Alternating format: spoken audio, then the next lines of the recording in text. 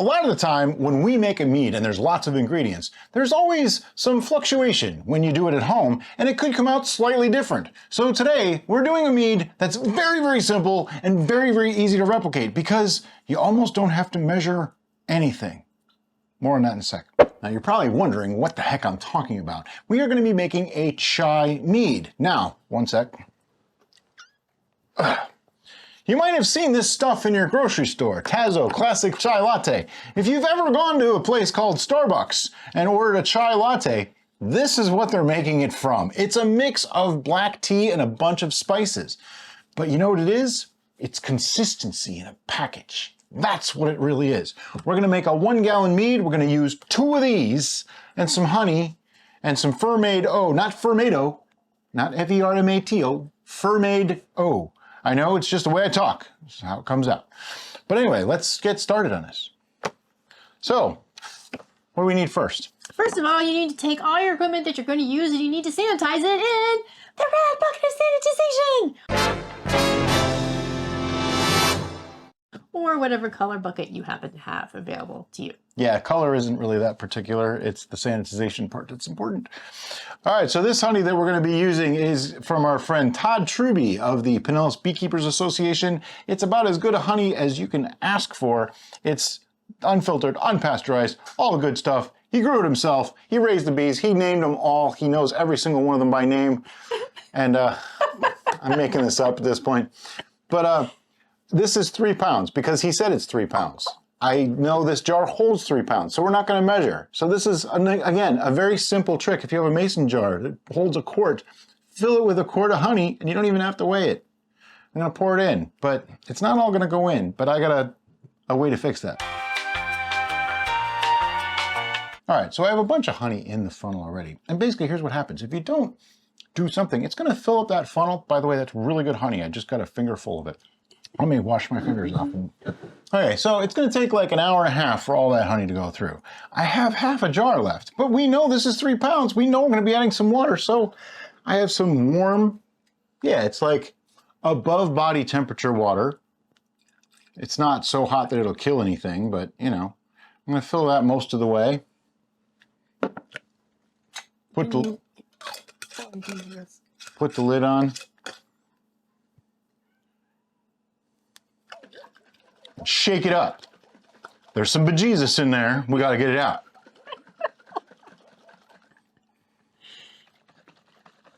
I haven't said bejesus in a while. You have. Because we've been using little big mouth bubblers. I can't get the bejesus out of those. I can't shake them. The seals aren't good enough. They leak. But the advantage to doing this is you get every last little bit out, and we're oxygenating, which is a good thing in the very early stages of brewing. That comes up a lot. Before alcohol's made, adding oxygen, good thing. After alcohol, adding oxygen, bad thing. Very simple. Just in time for most of that honey to have come out of the funnel, I can dump this in.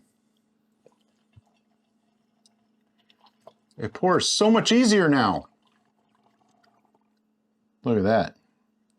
But there's still a little bit of honey in there, so. Do you want to use the chai mix instead of water?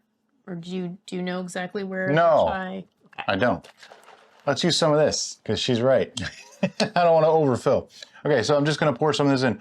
By the way, if you've ever opened up a package like this, like they make various shelf-stable milks and stuff in containers like this too. See how the spout's over here? You're not supposed to pour like this. You're actually supposed to pour like this. Why is that? See how it's not doing the gurgle thing? The air. Learn Look something at that. new every day. Whereas if I do it this way, It's gonna go glug, glug, glug, glug, and spills everywhere and makes a big mess. Ta-da! See that? It was worth tuning in to watch this video just for that, right? I didn't fill it all the way because I want to mix it up. There's more bejesus in here now. If you do this enough, you actually don't even have to oxygenate the whole thing. Which is kind of what I'm hoping for. Alrighty. There's still some honey up in the funnel here. By the way, if you can't find this stuff in your store, we have links to it on Amazon. They make a skinny version and a regular version. We're using the regular version. It just has less, the skinny version has less sugar in it. So you may find that your brew comes out a little bit less sweet or a little bit less alcohol. But you can always make up for that with a little bit more honey. So, but let's see, how much sugar is in it? Okay, there's 5 servings in here, 24 grams. There's like half a pound of sugar between the two. Not the end of the world. Not huge. I'm just gonna pour in, try to rinse off our funnel some more. I know, all this talk about pouring stuff, right? That's pretty much what you're doing. That's brewing for you, cleaning and pouring. That's pretty much summarizes 90% of the operations of brewing. And siphoning. And siphoning, yep. Okay, this is empty. If for some reason you don't use it all, I highly suggest using it all, you want to refrigerate what's left. It is really good though. Mix this with like equal amounts of milk, microwave it, and it's a really, really good thing. It tastes just like the stuff you get at Starbucks or anywhere else that sells chai lattes. But I found the Starbucks chai latte to be very nice. I know people like to hate on Starbucks, but I don't know. This one's good. By the way, don't say chai tea. It's like saying tea tea or chai chai because chai means tea. Okay, so now I have to mix up the honey. Do you want to put that in? I could. By that, what do you mean? I mean the fermento that has been mixed in some water so that way it'll disperse more evenly and not clump. Yes, that. It's in there. Okay, now I need the thumb saver bung. Thumb saver bung. It's just a solid bung, no hole. If you don't have one, just put your thumb over it. It'll just hurt your thumb after a while. That's why I call it the thumb saver bung. But now we need to mix this up and get all the bejesus out and essentially get all the honey mixed in. By the way, if you don't know what I mean by bejesus, it's a thing that I say. I say, you want to mix the bejesus out of it. Okay? That's it. That's all it means. There's no hidden agenda or meaning behind it like some people seem to think. It's just a thing I say. It's actually not even a thing I say because I said it once in a video and it just became a thing. And I started saying because people were repeating it. Which is what happens in pretty much all of it. But in real life, I don't say that, like ever. No. You just want to mix this up real good to get all the honey mixed in so that when we take a reading, it's an accurate reading. Does that look? No guts. Oh, we got some. Okay, it's as shaken up as I care to do. Careful when you remove this thumb saver bung, it sometimes likes to spit at you. So now we need to top off with our remainder. Water. Water. By the way, the fermento is a yeast nutrient. We find that it's very helpful. By the way, the ingredients in these things is actually pretty good stuff. There's not a lot of preservatives or really no preservatives. It's all spices and things like that, which spices can be an antibiotic. That's why I use 2.5 grams of fermento in this. I highly recommend using a yeast nutrient for this exact brew because there are a lot of spices in there. And I'm just going to top off. How greedy do you want to be? See all that foam? Don't fear the foam, but be aware of the foam. Because all that foam gets pushed up in your airlock if you're not careful. So right about there, by the time the foam comes down, it's gonna be just slightly over a gallon. I hate to have it explode on me, so I think we're good. All right, so there's only one thing left to do, and it's something that we haven't talked about yet, other than mix this again, so we can take a gravity reading. Oh. Let's do that. I have to mix it again. You don't have to mix it all that hard the second time. Just want to get it all through. Okay, after the workout. It is now done, and what's the next thing that we have to do? Well, we have to put the yeast in eventually. Oh yeah, but before we put the yeast in. We need to take a gravity reading. Oh, gravity reading, that's it. Okay. Gravity reading. I use a thermometer. I use a hydrometer, not a thermometer, and it's hydrometer, not hygrometer. Hygrometer actually measures humidity in the air. Hydrometer measures sugar. It measures a lot of things, but it's used to measure the sugars in your brew, okay? I'm not gonna say density because it's not actually density. It measures specific gravity. That's what it measures. Okay. Lovely color. I call that dishwater brown. It's not dishwater.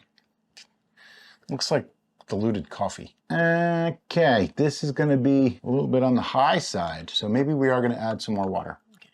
Yeah, it's a little high. It's like in the 1.134 range or so right now. It's a little high for my taste to start with.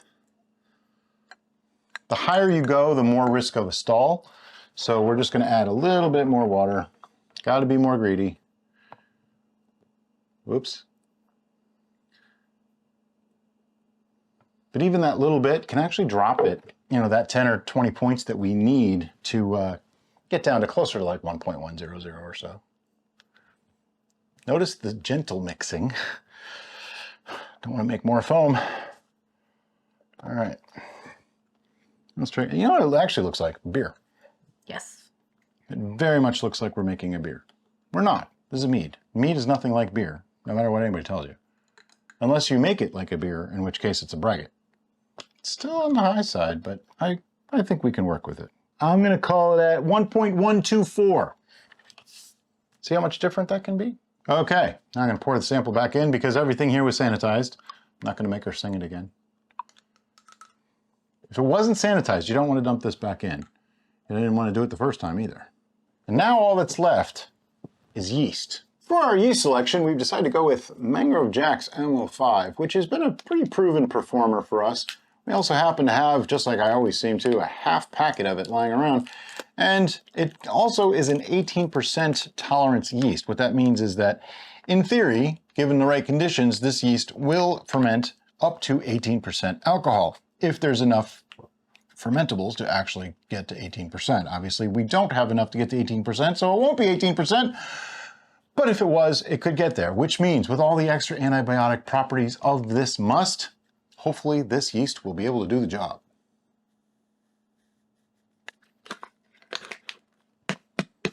The downside to using a narrow neck fermenter. There's little yeasties all stuck to the side. You know what? They're never going to fulfill their destiny. It's a shame. It's just sad. It's just the way it is. I am going to give this just a touch of a swirl and see if I can get some of those yeast to fall through like a little sandstorm. Get in there, guys. Do your thing. Get through the foam. Get in your home. You too good for your home? Hope somebody gets that reference. Otherwise, I just look like an idiot doing that. All right, once that's done, stick this in, push it down. And what are we going to do with it now? Probably going to put a rubber band on it because it's a 7 and it's probably not going to sit right. It's not really what I was hoping for. We're going to let it sit. Right. We're looking for fermentation to start up anywhere in the next couple of hours, up to 72 hours. We've had a lot of people asking lately, I started up a brew an hour ago and it hasn't fermented yet. What should I do? Leave it alone. This is going to go sit in the fermentation station. Actually, we're going to put this on a cookie sheet tray and leave it out so that we can know what's going on, because all that foam, this could be a very vigorous fermentation. It could be a very slow fermentation. We don't know yet. So rather than take a chance on having all over the kitchen, we're going to put it on a cookie sheet with a lip. Therefore, it'll catch all of the before it gets everywhere else. After this is done fermenting, once the airlock is showing a neutral pressure, that's a good sign that it might be finished. We'll be back to show you what it looks like then. Okay, so I got this out after 12 days to see if it was ready for its first check. And look at that. See those little bubbles coming up the side? That's usually an indication that no, it's not quite ready for its first check yet. So we're gonna give this another week and see you then. Okay, it's been about 3 weeks. Activity in the airlock is very, very, very slow. That's probably just due to being moved around at this point. So I'm going to take its first reading. Let's see how it's doing. As always, you want to give an optical and olfactory inspection. Smell that. I can smell it. That smells so good. It smells like a chai tea latte from Starbucks, which is basically what it is with honey. It's still quite cloudy. The fermentation took a little longer than usual. I know a lot of people have been saying, how do you get your stuff to ferment so fast? I think it's because we're warmer. Our house is definitely kept a little bit warmer than most. So that's probably it. In this case, it did take longer than normal. I mean, we're at 3 weeks. It actually didn't finish. It's stalled at 1.026. But let me check that, because we started at 1.124 minus 1.026. It's sitting at 13.2%. What I'd like to do is add some yeast hulls, mix it up real good, put it back on the shelf, and see how it goes. But first, let's take some notes. 1.026. Today's date. This is what's known as a stall, in case you didn't know. It means that for whatever reason, the yeast aren't finishing out what they should do. So we just have to see if we can coax a little bit more out of them. So as we're sitting here looking at this, there are still little bubbles coming up the side. Let's give it a little help. Yeast hulls cannot hurt that. They don't have any harmful chemicals or anything in them that are going to be a problem. They might give it a little boost. Can't hurt. So just a smoothed off teaspoon. It doesn't want to fit in there good. There we go. That worked out well. But what I want to do now is give this a good swirl. And I'm going to do it without the lid on it because otherwise I'm going to make a mess. So I'm just going to do like this. And this is degassing at its finest. You will see tons of foaming.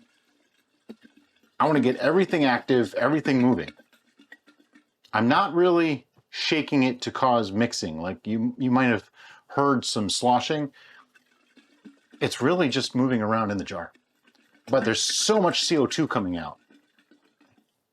You can see it. Yeah, like if I stick this on right now. It's instantly going to work. Bloop. Yep. Bloop. That's all degassing. Yeah, so let me degas this a little bit more. Okay, so two things just happened. Well, actually three. It stalled, which means the yeast probably should ferment further. This is Mangrove Jack's MO5 yeast, which is an 18% tolerance, but it's at 13.2. So it's got some room to go. We did add yeast nutrients to this. Is there something in the chai tea itself that could be preventing?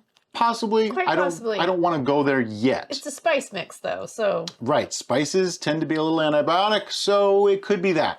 However, there's a couple things. Adding yeast hulls and giving it a good mix will usually get it going again.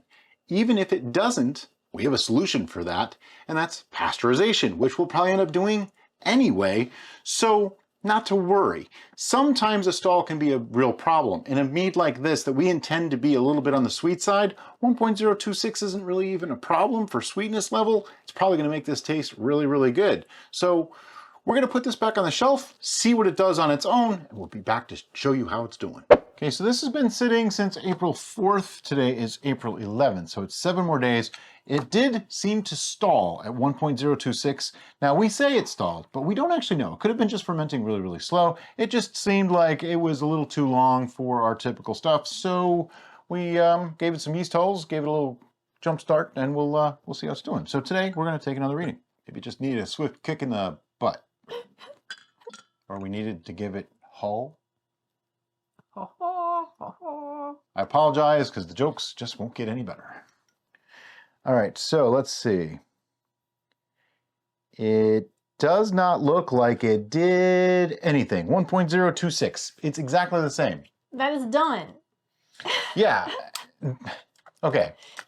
A few things at work here. First, we used a chai mixture, which has a lot of spices in it. Now, we always talk about spices can retard fermentation. In this case, it's probably what happened, but it's not such a horrible thing. And here's why. This is a mead that we probably want sweet anyway, okay? And it might sound like I'm just backtracking, and to a point I am, but normally if we wanted something to be dry and this happened, I'd be very upset because now it didn't finish the way I needed it to finish. But in this case, it can be a little on the sweet side, and we're going to make it safe. We also don't know exactly how many non-fermentable sugars may have been in the chai mixture to start off with. So it's possible it did ferment out dry, and that's just the non-fermentables that are left over. Now the problem with a stall, a true stall, is, to me, that's kind of like a ticking bomb because you don't know when it could start up again or if it will start up again. So let's say you do your 2 readings and it's at 1.026 and you think you're safe, and then you bottle it. And then for whatever reason, the environment that it's in changes somehow, or things just suddenly line up, the stars align, who knows, and it starts fermenting again. Well, that's a perfect recipe for overpressurization of a bottle, and boom, and we don't want that to happen. So for what we're gonna do for today, I'm going to take a taste of this right now and see if we need to sweeten it at all. All right. We might love it just as it is. It's got a little bit of a haze to it. It's not super clear. So this is Truby honey. This was from the people when we did the speaking engagement for. Todd, I think is. Yeah, Todd. And it's Tazo Chai, fermented. Okay, so it's pretty simple. It's about 13% because if it went down to 1.026, it started at 1.124. So it's about 13.2 or 13.3%. Not shabby at all. So it's right in a good range. I like it, but I think I want it sweeter. Ever so slightly. And I am getting some of the honey notes, so that isn't so much of an issue. I just think that the spices just are a little strong. A little too punchy right now. So I think adding more honey to this is going to make it. This is like reminiscent of my spiced mescaline. Yeah. Very, very similar. It's not quite the same. The spice blend's just a little bit different. But it's nice. It's actually quite good. I'm just gonna finish the sample. Yeah, and I want to sweeten it with honey. Yep. Because here's what's happening. There's a little bit of honey character there. We need more. Those spices are kind of overtaking it. Don't take that as they taste bad, because those spices with no sweetness can taste super bitter, super astringent. In this case, it's on that, like, it tastes pretty good. With a little bit more sweetness, it can probably be better. And yes, I know what you're thinking. 1.026 is already sweet. Yeah, but you know what? The numbers lie to you. Yeah. It doesn't matter what the numbers say. It's what does your palate say. Yeah. Some people may taste this exactly as it is and say, this is perfect. Others may say it's way too sweet. I say it's not sweet enough. And you know what? It's my mead, our way. But first we need to rack it, because as you can see, we have a large amount of sediment. Yeah, that's kind of shocking for what we put in there. Yeah, so we want to make sure that we get our juice, our clear stuff, off of that lees. So we're going to rack it first, and then we're going to sweeten it. Yep. And then we will continue from there. So we're going to rack this to another fermenter. Be right back. So as we were racking, it occurred to me that, wow, this is its first racking. Why are we going to sweeten and pasteurize? Well, Derek has said, we're going to pasteurize it eventually anyway. Why not get it to where we want it and then let it sit in conditioning phase as a pasteurized brew? And you know what? That makes sense. Because we rack after pasteurization. So that was my point, is like, yeah, we want to double rack it, but we're going to rack it after pasteurization. So do we really need to triple rack it? So we save the trouble. Now, there are times when you need to rack it more than once or more than twice, and that's totally fine. In this case, probably not going to be necessary to rack it more than once after this is all done. So we're just going to go that way. We did say that this doesn't need a lot of sweetness. Right. Okay. And just the right amount. We also only have about 108 ounces from our racking. There was quite a bit of loss in the bottom there. So I'm just going to be a little careful as I pour. Like that. Oop. Okay, so I got a half teaspoon more. Go ahead and get that. And no, we don't measure how much we put in. We measure what the final outcome is, which means we take a gravity reading. We know right now it was at 1.026, so we added some honey. But what if we had 120 ounces or 130 ounces or 100 ounces? It could be a little bit different if you add the same amount of honey. So we like to just give you the final result. And if you're getting tired of hearing me say that, it's because people ask every single time we do it. Every single time, without fail. So we like to do that because we look at it this way. Every video that you watch on our channel might be your first one. So I'd rather explain things to you and have most of the people who watch our videos all the time go, yep, I know that, than not say it, not explain it, and have people wondering why we do certain things and why that happened and what happened there. So we have a lot of beginner videos, but we also have, most of our videos are kind of a, beginner, intermediate video style. Reminder videos. Yeah, and we put reminders in there so that you don't forget. And you know what? A lot of the time, so I don't forget too, because we're brewers just like you guys. I mean, we have to remember all this stuff every single time too. I think it's mixed. I'll just leave the spoon in there. Now, you can sweeten with non-fermentable sugars if you want to. The trick is, if you use a non-fermentable sugar or a white sugar, you're adding no extra flavors. So you're just bumping up what's already there. In this case, we wanted to bring the honey a little higher. We found the acidity was right. The tannins are definitely, it's tannic, but not overly so. It's just, it's got the right amount because it's spices, you know? A little bit more honey character coming through on the nose. Yeah.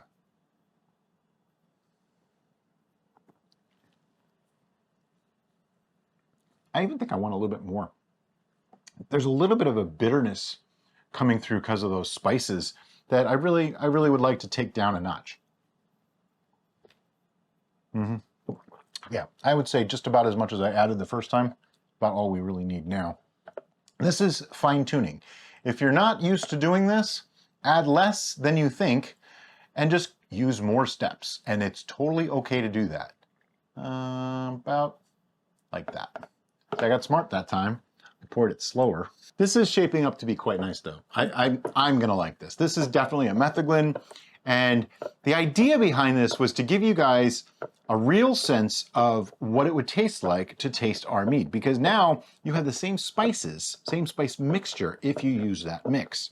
So it's kind of interesting. I mean, obviously different honeys, different environments and different yeasts, but it's gonna be probably 75% the same. This is probably all we need. By the way, we haven't talked about clarity on this one. Because we're mixing it up and because of the racking process, there is a little bit of clarity loss here, but it's going to get pasteurized and then it'll sit. So that will probably go away.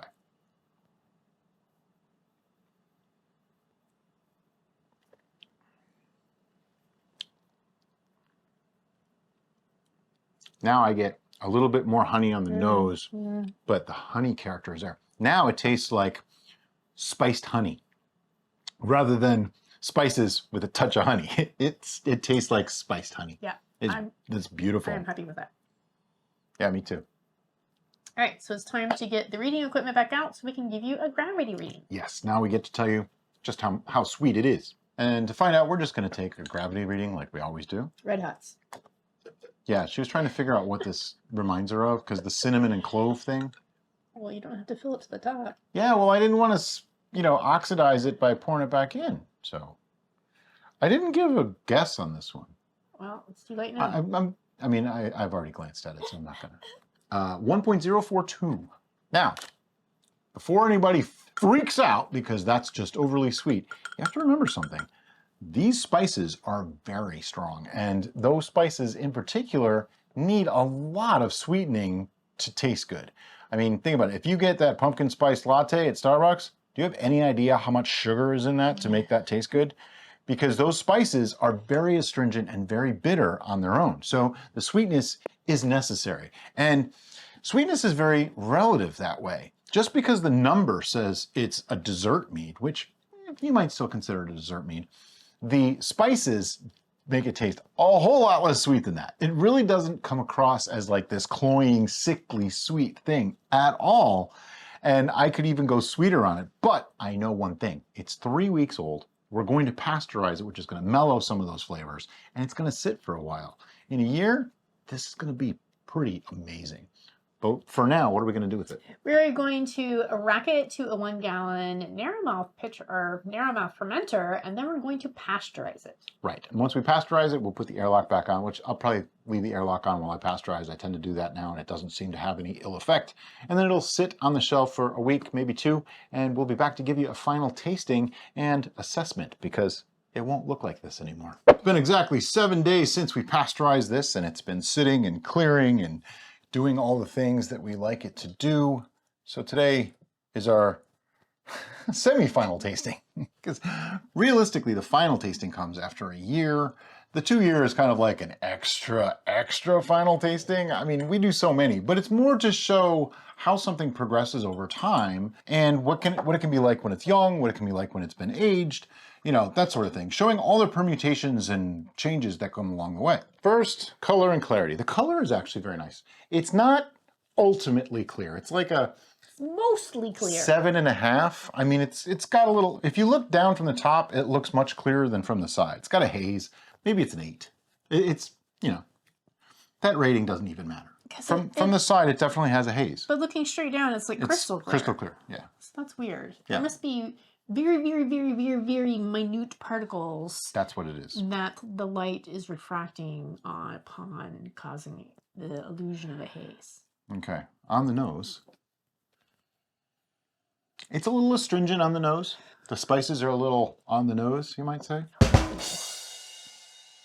Yeah, it's a little harsh, kind of.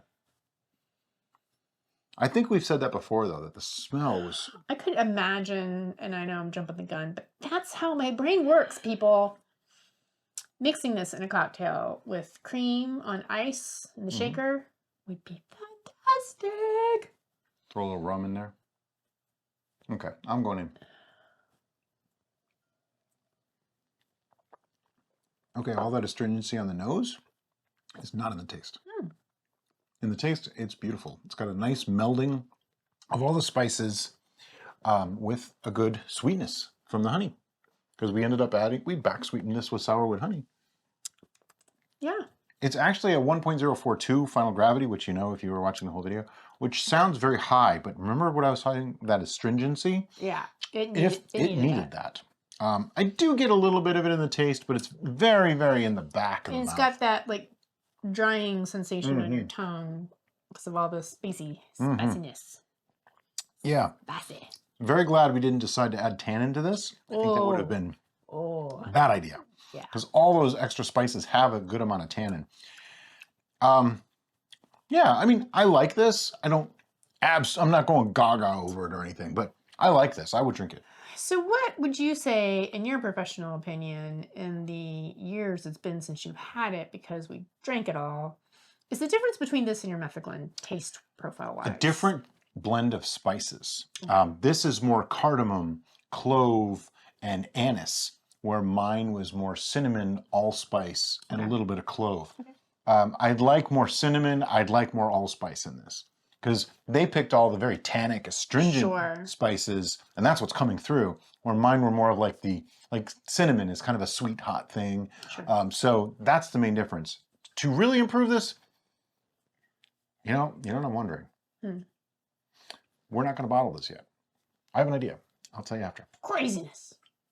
I still want to make a cocktail. You totally can, just not today. Do that when we bottle it. This is something we're starting to do. Like, we thought this was finished. And up until this tasting, I would have said this was finished. But I think I have an idea to improve it just a little bit more. It goes based off of what you were just talking about. But we're going to give our score today, and then we'll revisit this in like a month or so after the thing that I want to do to it gets done to it. And then we'll give another tasting. But we're judging it as it stands today. Our scoring system goes 1 through 10, with 11 being like, you know, reserved for the things that are just glowing examples of perfection. 1 being pretty much sucks. You probably wouldn't keep it. You probably dump it. You probably wouldn't offer it to your worst enemy. 10 is pretty much like the best it can be. 11 is just that notch above. So, yeah, I don't know how to explain that either. But let's just go with it, okay? Ours goes to 11. So, based on that, do you have a score? I do. Okay. 1, 2, 3, 8. 7. Wow. Wow. I did not see that one coming. Why are you an 8? I am an 8 because I still want to make a cocktail out of this. Okay. And I know that that's not really appropriate because we're supposed to be judging it on its merit alone. But to me, in my head, would be, okay, we have the shelf of mystery. Now, if something gets stuck in my head, I will search the shelf of mystery to find that thing. Yeah. And this is one of those things that I would search for. If I'm like, you know what, I really want a nice yummy cocktail, I'm going to search for this. And that's what happened with the coffee mill. And that's why the original coffee mill is all gone. Because once I started making those coffee mill cocktails, I was hooked. And I had to have them all the time. And that is something interesting about homebrew, is a brew's never really finished until you consume it. At that point, that is the finished product because, you know, there's no more altering it at that point. I mean, not into things that you'd want to reconsume, but you get my point. So if she was to make a cocktail out of this, that's the finished product. But if we were to add something else to this, then that's the finished product. And if you split it multiple ways, then that's the finished product. And if you add more honey to it in the glass, then that's the finished product. So if, like I said in another video, if somebody ever tells you that you're doing wrong with your homebrew, don't give them any. That's right. But what I want to do is This is a 7 for me, and here's why. Because of the reasons that she talked about. This does not have the same spice combo that I like. I want to add cinnamon and allspice to it. Mm. I think the sweetness that we have can handle more spice. I thought you were going to want to add vanilla to it. No, because I think vanilla would overpower it. Okay. I think it's a little it's on the edge. It needs 1 cinnamon stick and like 6 allspice berries to bring it to almost the same flavor notes as my methylene. All right, so are we doing that now? I'm going to do that right now. All right. Funny anecdote about that is she went over there looking for them, and they were right there. I could see them from here. That's how often I use those things. He has a secret stash. That's right, that she can't reach. That's not the intent. Because I'm weak. But, yeah. So I said 6, but one of them is really tiny. So You normally do way more than 6. do I? Okay, well that's 7 right there. And yes, I probably should have put these in boiling water to sanitize. I didn't. I normally don't, and this has I think this is high enough like alcohol that it's going to just kill 13 it. or 14% alcohol. Yeah. It's pretty well sanitizing. 10 is the number. Well, this is now 13, Okay, 13 is the number. but I don't want to do 13. 16 is the number. I want one big one. Come on, get out. 14. 14. 14 allspice berries is the number. And nice big cinnamon stick. That's a big boy. that's Yeah, a that's a fat one.